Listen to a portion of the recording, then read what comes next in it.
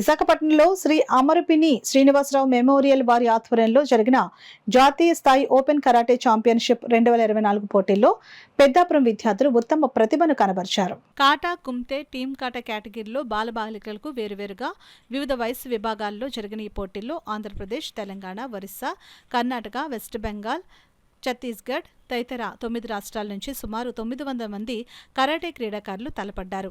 పెద్దాపురం నుండి దొంగల పూజిత సూర్యశ్రీ ఆధ్వర్యంలో శిక్షణ పొందుతున్న విద్యార్థులు ఈ పోటీలో పాల్గొన్నారు.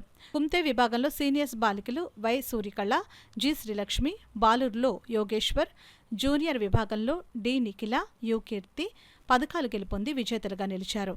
కాటా విభాగంలో సీనియర్ బాలికలు Y Surikala, G Srilakshmi, N Jashwitha, I Rohini, బాలుర విభాగంలో సాయి, యోగేశ్వర్, కాటా జూనియర్ విభాగంలో డి నిఖిల, యు కీర్తి, బాలుర విభాగంలో P Lokesh, K Viraj, I Rohith, Y Karthik, sub juniors విభాగంలో బి లతిక, యు సాహితి, బాలుర విభాగంలో ఎస్ నితీష్, పి పూర్ణభాస్కర్ పథకాలు గెలుపొంది విజేతలుగా నిలిచారు.